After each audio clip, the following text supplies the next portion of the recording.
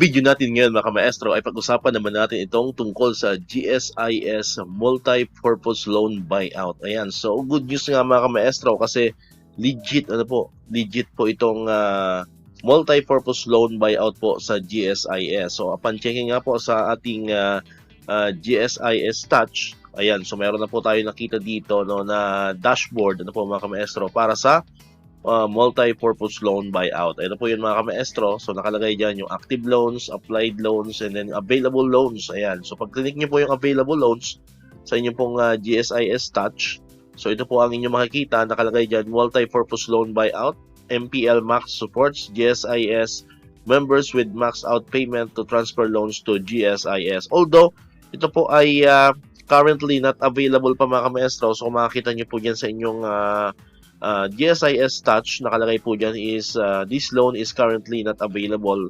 Pero ito po ay legit mga maestro. So waiting lang po tayo sa magiging launching po mga maestro ng GSIS patungkol nga dito sa multi-purpose loan buyout. So far po, yan muna po yung updates natin kasi antayin lang po natin. So let us wait po sa magiging launching po ng GSIS para nga po dito sa GSIS Multi-Purpose Loan Buyout. And may mga nakikita rin po tayong mga katanungan mga maestro sa Facebook, and karamihan po doon ay nagtatanong kung available din po ba or pwede rin po ba maka-avail ng buyout na ito mga maestro yung may mga existing MPL loans. Ayan, so marami kasi nagsasabi na pag mayroon daw existing na MPL loan ay hindi po pwede makapag-avail nitong GSIS Multi-Purpose Loan Buyout. No? So far po, wala pa po tayong dyan, direct na sagot po mga maestro.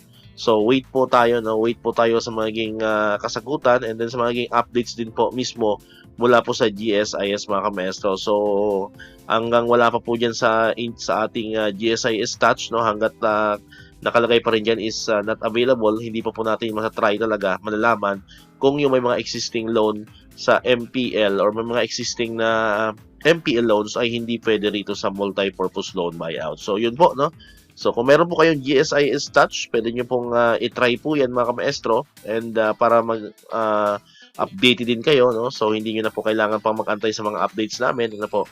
So pwede nyo po yung i-check sa inyong mga GSIS Touch from time to time, kung available na po itong ating multi-purpose loan buyout. Alright, so dito ko na tatapusin ng ating video ngayon mga maestro. Kung di ka pa nakakapag-subscribe, click mo na ang subscribe button dyan para ikaw yung unang nakapanood ng mga videos na ina-upload natin. Katulad ito, yung mga updates pa rin about sa GSIS and other benefits sa mga teachers and government employees. And syempre, click mo na rin ang notification bell button para manonotify ka, always updated ka pag may mga bago tayong uploaded na videos. Sa muli, maraming salamat sa inyong panonood at pakikinig. Once again, El Maestro, see you on my next vlog. Bye-bye!